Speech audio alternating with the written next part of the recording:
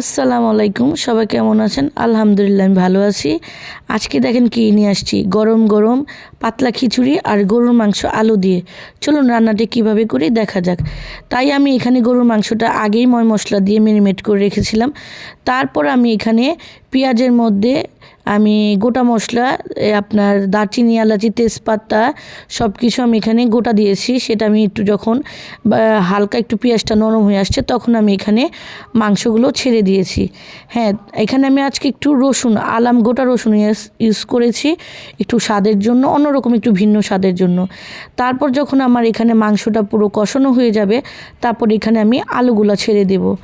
আলুগুলা ছেড়ে দেওয়ার পর আমি এখানে ভালো মতো এটা আলু আর মাংসটাকে একসাথে আমি এটা ভালো মতো কষিয়ে নেব।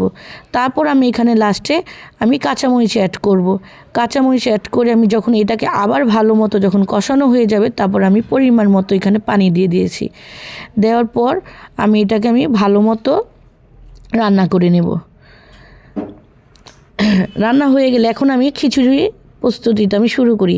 তার জন্য আমি মুগ ডালটাকে আমি একটু ভেজে নিয়েছি, আর যে খিচুড়ির যে চাউলটা আর মসুর ডালটা আমি একসাথে করে রেখেছিলাম, তারপর আমি যে মুগের ডালটা আমি ভেজেছি সেটা আমি সাথে অ্যাড করে একটু ভিজে রেখেছি।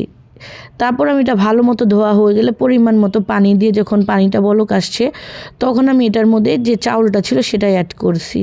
অ্যাড করার পর সেই পানির মধ্যে আমি একটু যখন বলক চলে আসছে তখন আমি আবার এটার মধ্যে আমি পেঁয়াজ কুচি করে দিয়েছি। তারপর আমি এখানে আমার ময় মশলার যেটুকু প্রয়োজন, ধনিয়ার গুঁড়ো, মরিচের গুঁড়ো আর হলুদের গুঁড়ো দিয়েছি, সাথে আমি একটু জিরা বাটাও অ্যাড করেছি।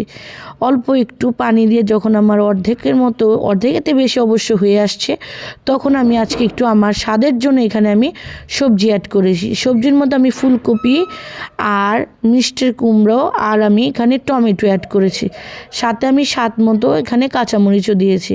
বাস হয়ে আসছে আমার খিচুড়ি, দেখেন।